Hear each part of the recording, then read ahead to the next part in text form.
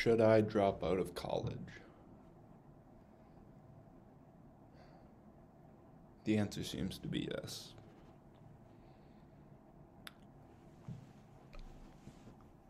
I'm trying to find a good reason for why I should stay, why I should actually try and get a degree, but I'm not finding one.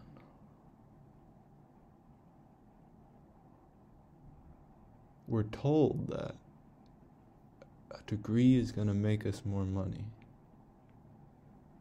If you look it up, it'll tell you on average $30,000 more per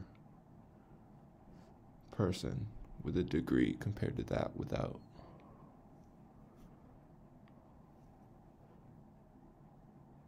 Well, if I get this degree, I'll be $30,000 in debt. They say you're going to be making $30,000 more per year. But why does it take people 20 years to pay off their student loan debt then? Why are people carrying this debt with them for the rest of their life if they're supposed to be able to make that amount of money back in 1 year? And that's just supposed to be surplus.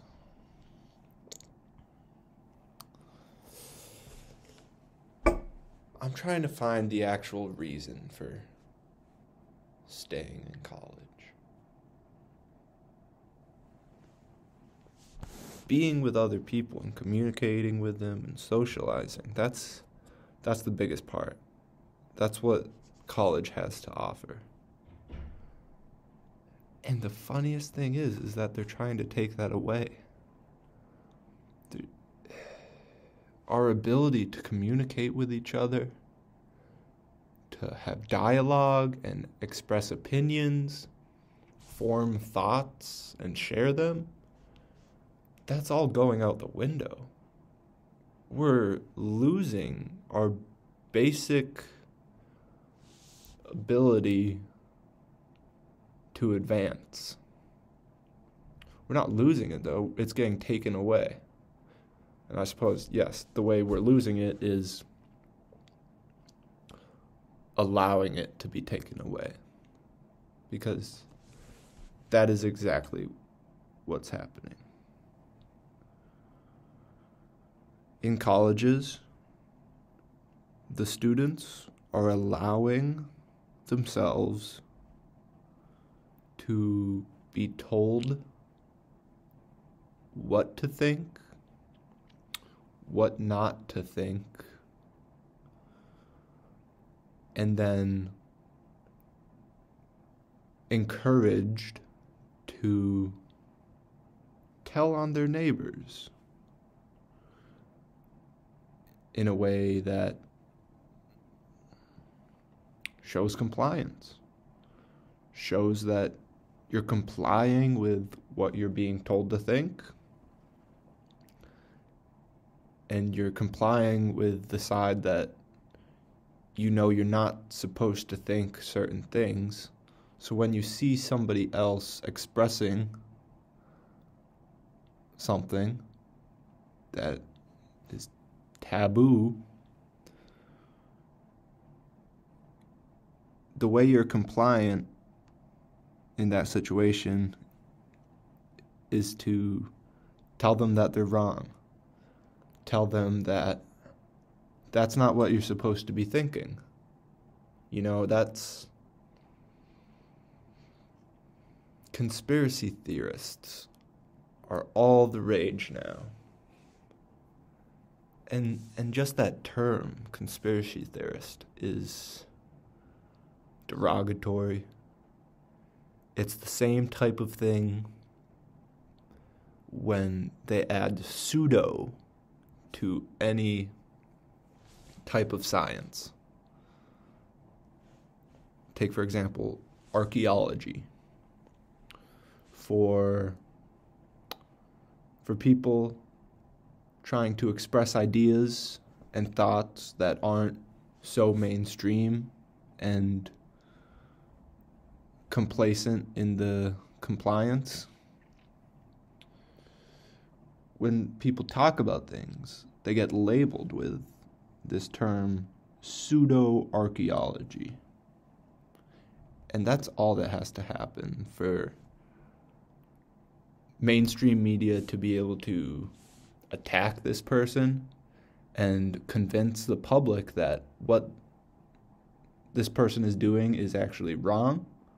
They're not supposed to be thinking that, which is what they tell the public. Don't think this.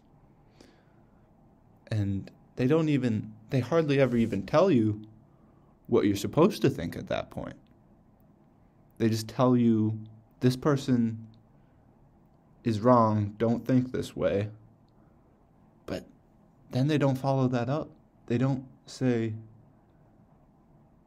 counterexamples. They don't make real claims showing how this person may be incorrect. They just tell you they're wrong and say, don't think like this. Pseudo is the same thing as conspiracy. And conspiracy theorists, we're calling them theorists, so they're coming up with theories. And what are we doing to those theories? Are we taking them seriously? Are we acknowledging the possibility that there could be some truth to these theories? That they might actually hold some real world value and application? No, we're not doing that. These quote unquote conspiracy theories are mocked.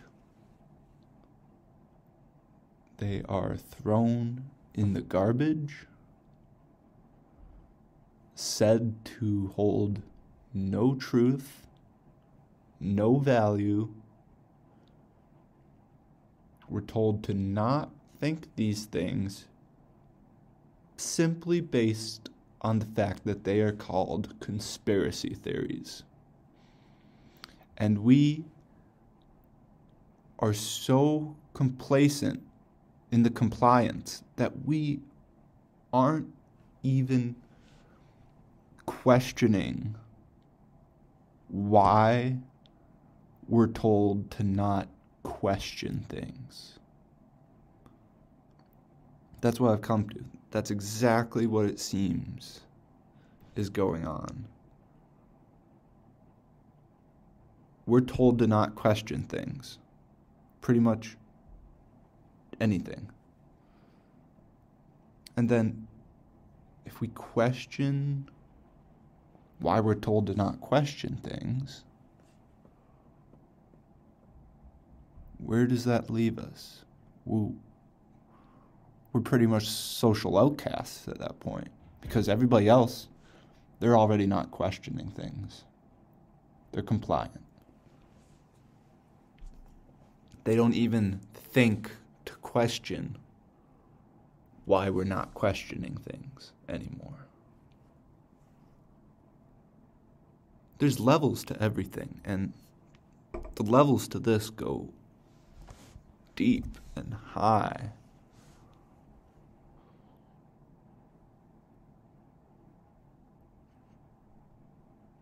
If we question something we're told, is that bad? Is that somehow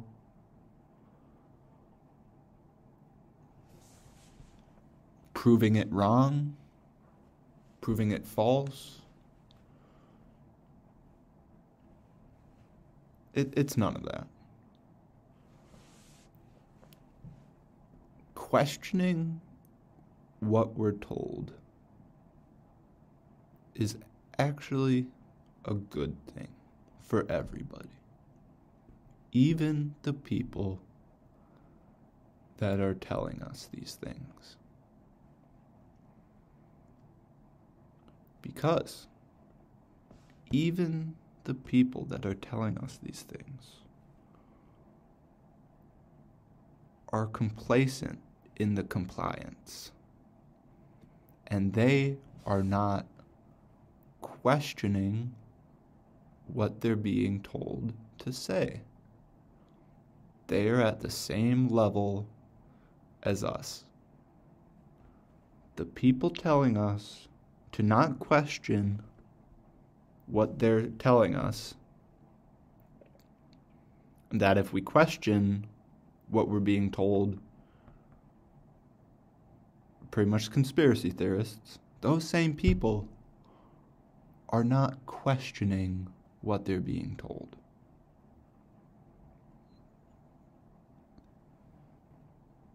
It's like a loop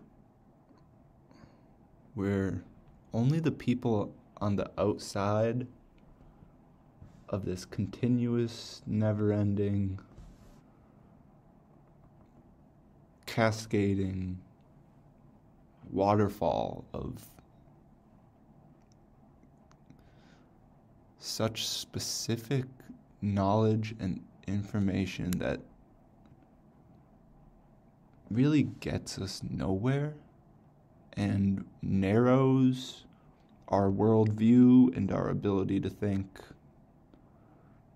It narrows our mind to make us only think about what we're told to think about. We're supposed to only think about what is considered the truth. And here's the thing. If we're told by somebody, hey, this is the truth, what I'm telling you right now, are you gonna believe them? Like, just flat out, somebody telling you, what I'm about to tell you is the truth.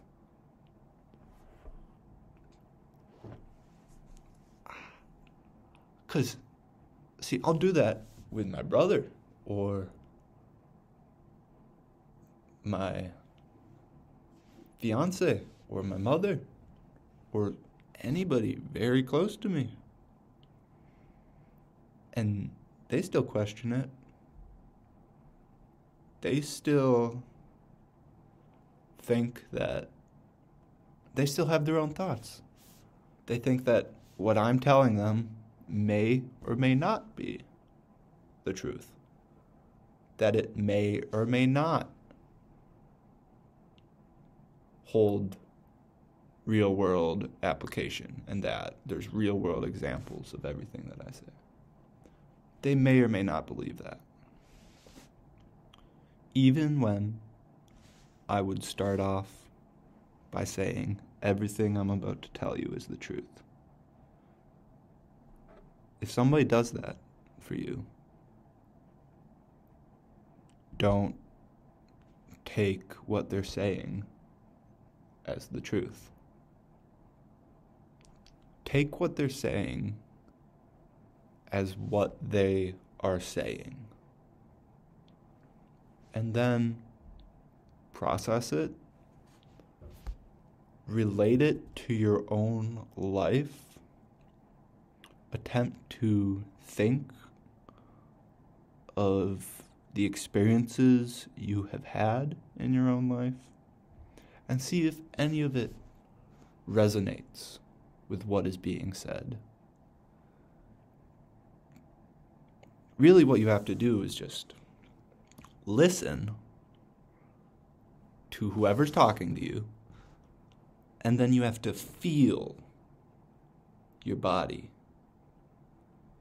You have to tune in to how your body is reacting to what's being said. This is the best way to know if somebody's actually telling you the truth or if they're just coming up with bullshit. Because your body always knows. Before you think, before you can have the thought that maybe this isn't the truth, maybe there's something false in what's being said, your body knows first. And your brain is part of your body. They all work together.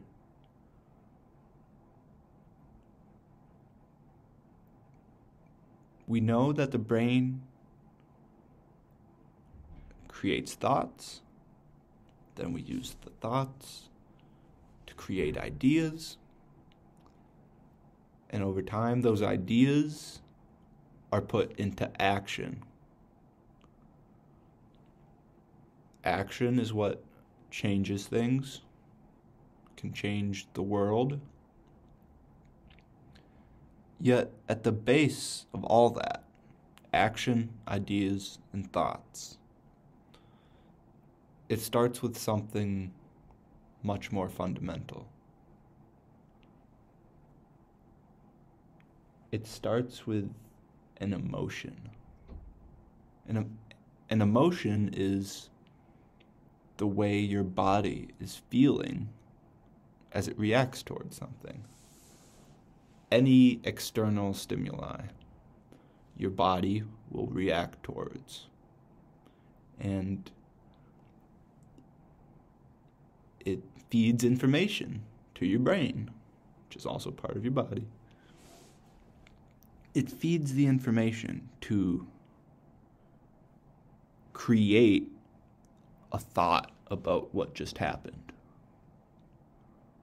But first, before you can think about something, you have to experience it. And if you're experiencing something, you're not thinking about it. You're not coming up with, you're not wondering why or how this is taking place, what it means. It's more just all that shuts off, and for a very small slice of time, everything else is gone. It's only you and the experience you're having.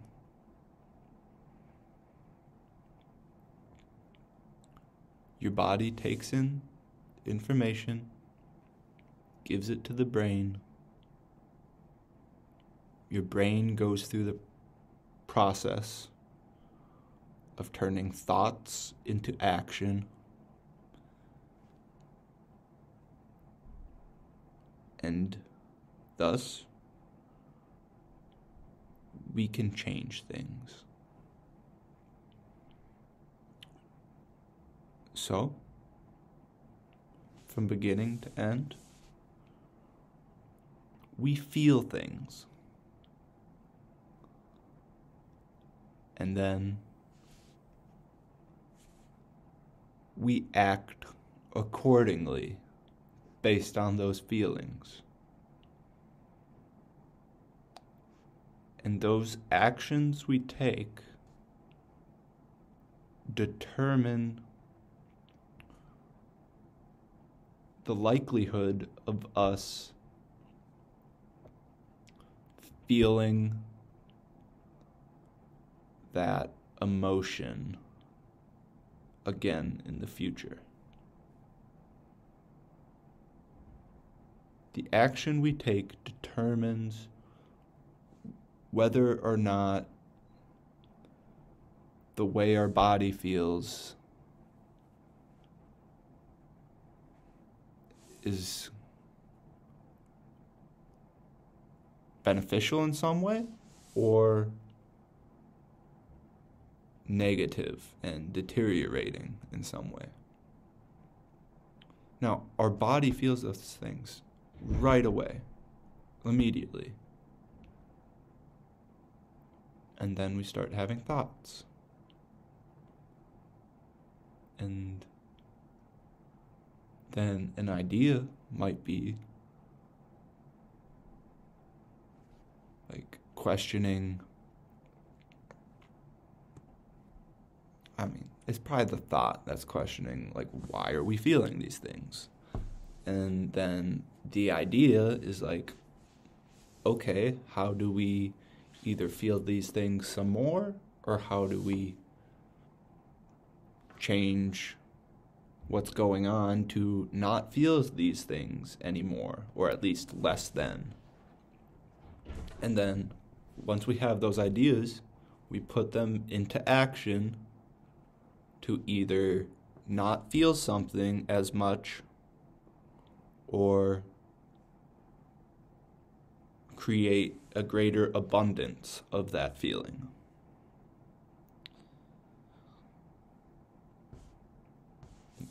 This is why we can't throw out emotions and treat them as some animalistic behavior that is meant to be controlled and put in a cage, because it's irrational and not helpful. That's all malarkey. Emotions are the fundamental building block of everything we know. Emotion is the fundamental building block of reality. We feel things, and thus we create. If we did not have this ability to feel things, we wouldn't be able to think.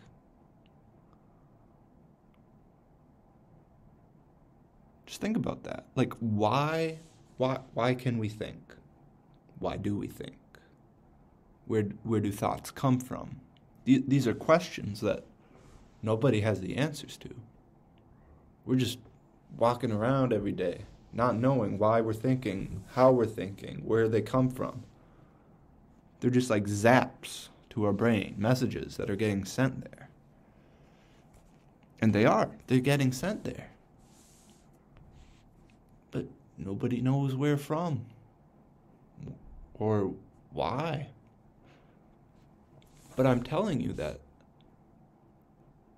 it all comes from our body, and the way our body is reacting towards the world, towards what is happening to us.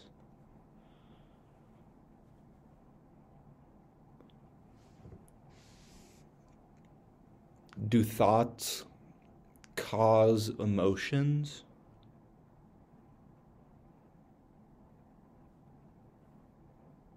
Do they? Do thoughts cause emotions? Because it feels like that's wrong. It really does. It feels like emotions cause thoughts. And that's what I've just been laying out for the past few minutes. So now I'm asking, can thoughts cause emotion? No. I got off on a bit of a tangent there because I thought it applied. But obviously I'd like to go back to the original question, which is, should I drop out of college?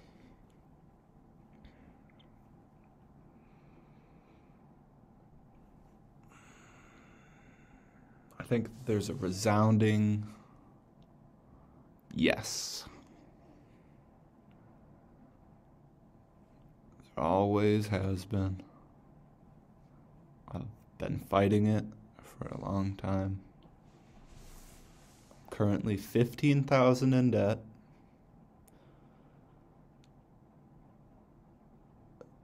So why should I go into any more? I currently see university as a breeding ground for compliant individuals that do not question what they're told, that live a mundane and meaningless life, seeking out money and pleasure and material things that will only cause happiness for a very short time.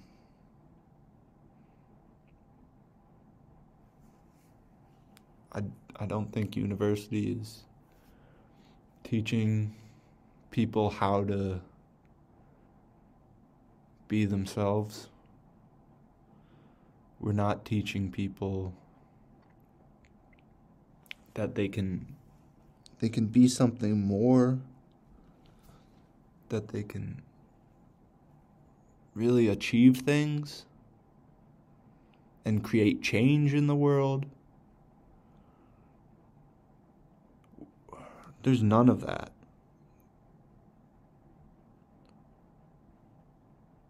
Absolutely none. The only thing we're told and taught is such a strict set of certain key points of information that it's oh my God, it's just like a fucking feeding tube that's jammed into your throat that you can't take out. And it's just constantly overfeeding you with shit. It's filling your body and mind and soul with shit. Like, think of how they make that one, like, I think it's goose liver or something. Can't remember what it's called, but they just shove these feeding tubes down or maybe it's duck liver, whatever. They just shove it down their throats, this feeding tube, and it just pumps them full. They start expanding. Their belly is like extra large, and they're pretty much immobilized, incapable of acting the way they should as a animal. Oh my God, that's exactly what the fuck they're doing to us. They're just overfeeding us with shit information, shit things to think about, that we're just cattle. We're things that can be harvested.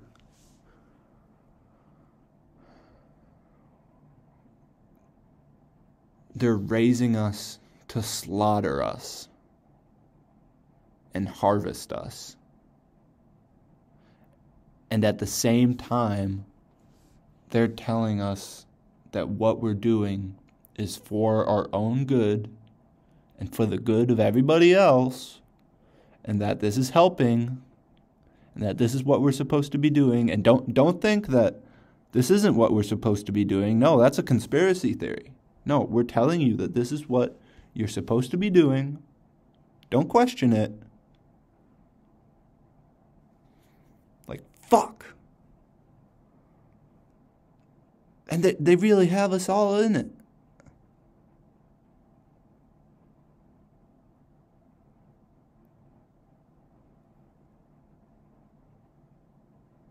Now, I think everybody has something in them that tells them what is happening is wrong, or that what is happening shouldn't be this way. I believe that every single person feels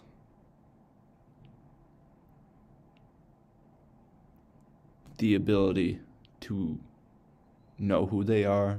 They feel who they are, is what I meant. To some small degree, in every single person, there is the ability to comprehend and understand and to feel what is going on and who they are. What I mean by this is that we've become so estranged from ourselves. Like, literally, we're acting like we have no fucking understanding what humans are, or where humans came from, or where humans are going. We're acting like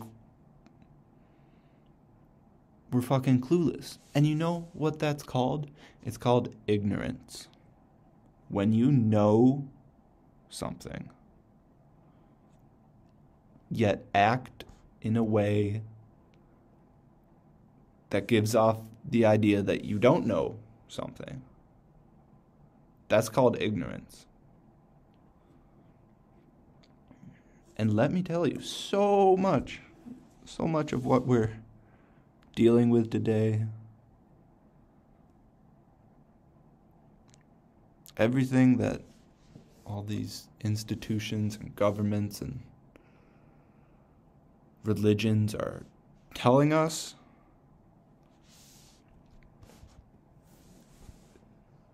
it's all based on ignorance. And let's go further. Let's bring up the aesthetic ideal of kitsch. Kitsch is the denial of shit in a world of shit. It's the denial that God shits.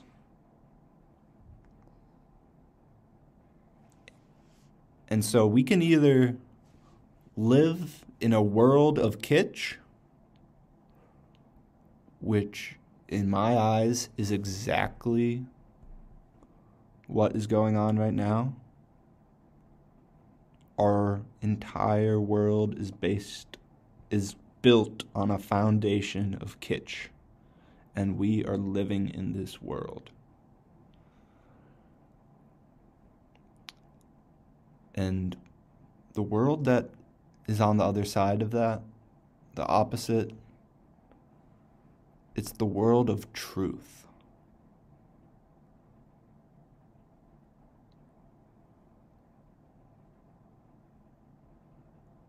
The world of truth is not some utopia.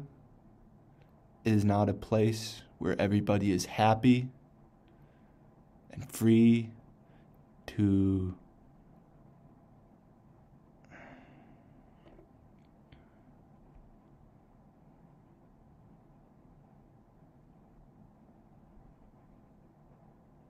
people aren't just free to do whatever they want every second of the day. There's something called responsibility. And in the world of truth, responsibility exists. It exists, and it is a fact that you cannot ignore or deny.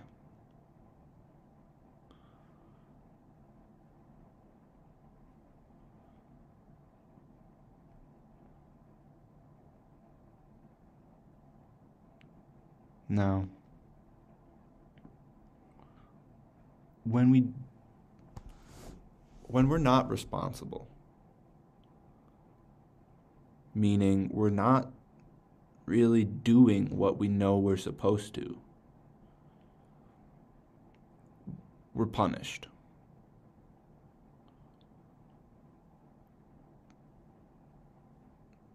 but not always. There's two sides to it. There is either justice or mercy.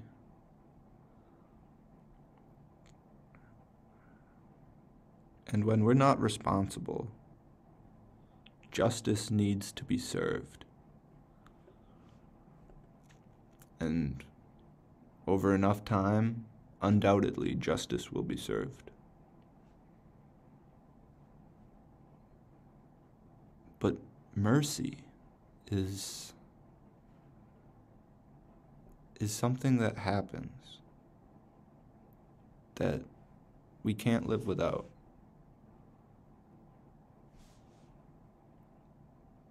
It's just a universal constant that, if we do something wrong, we know we can fix it and we can fix a mistake that we've made and put something right into the world. Now, you can't always make up for the things you've done wrong, because people have committed such heinous, terrible acts that you can never make up for.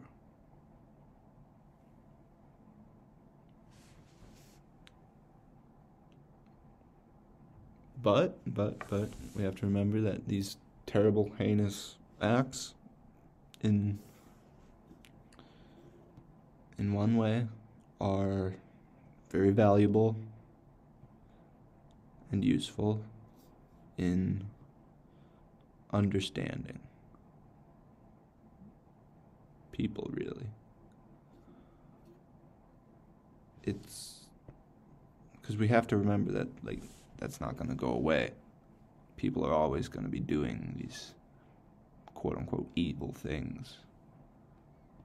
And we have to wonder why. Why is there always this side of humanity that wants to do wrong, that wants to hurt people? This resentment towards life.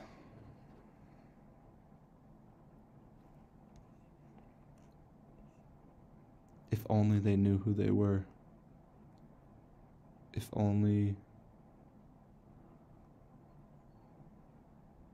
they knew that it was not necessary to act like that or do those things.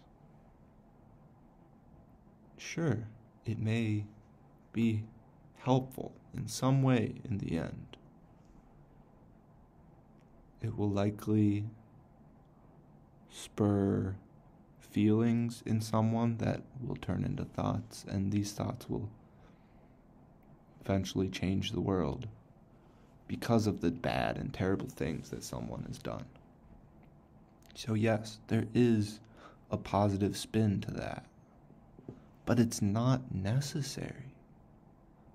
We could have just negate that entire process. Not require that person to go through something traumatic and stress-induced and world-shaking. We don't need to require somebody to essentially be broken to be fixed. So that's saying you don't have to break something to fix it. Does that make sense? I'm not sure if it makes sense to me. It's kind of like saying that, okay, you have a chair, and this chair works completely fine. It has 4 legs, it has a plank for your butt to be on, and a plank for your back to rest against. and it stands on the ground firmly, and you can put your ass on it and your back against it, knowing that you will not fall on the ground. It is a solid chair. Now, if that chair breaks, say one of the legs falls off, snaps in two, the bottom bolt comes out, and it just collapses. Now, we have to fix that. We have to put the leg back together. We have to screw the bolt back in so that the chair can be functional again. But that's waiting for something to break so that we can fix it. Why not reinforce or create a new design, or create a better design, or come up with a new design that negates our need to just wait for it to break so that we can fix it. Could we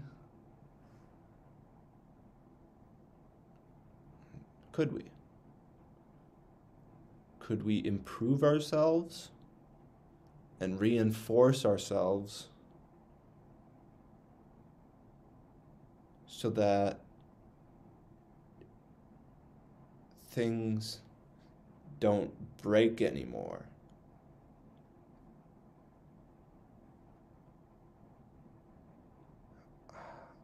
I don't know if that's possible. Because it almost feels like a necessity for things to be able to break.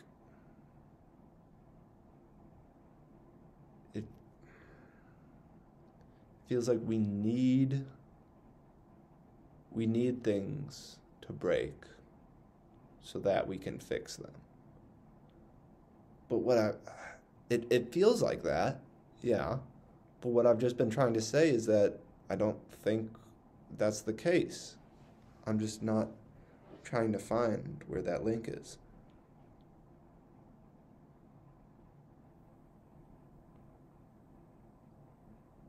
Because even if you build, I don't think it's possible to have nothing ever break.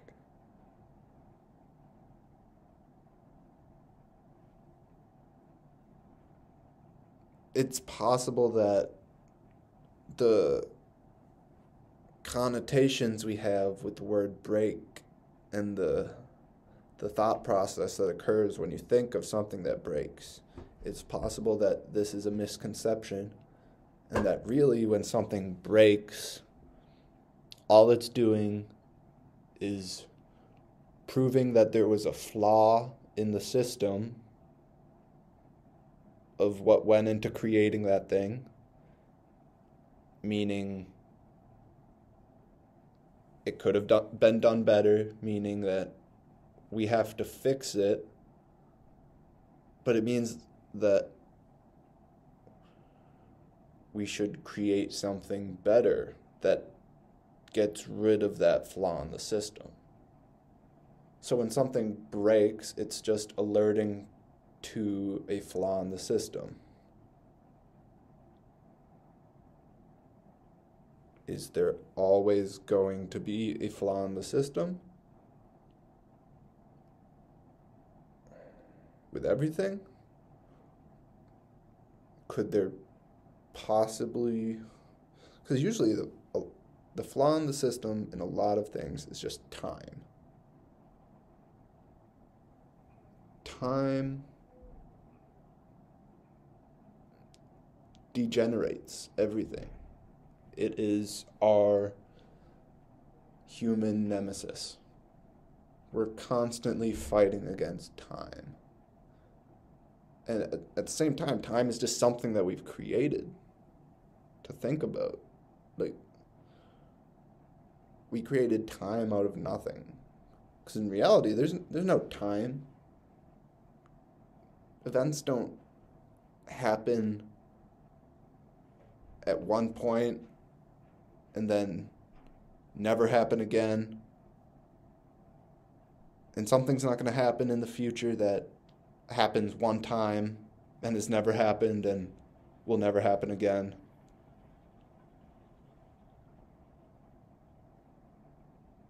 Everything that is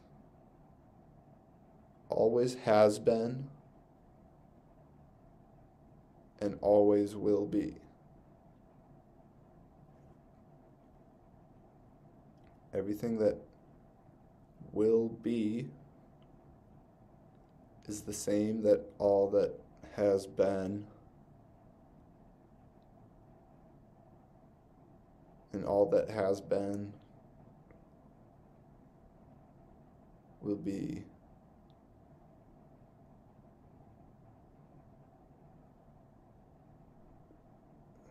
All that has been the past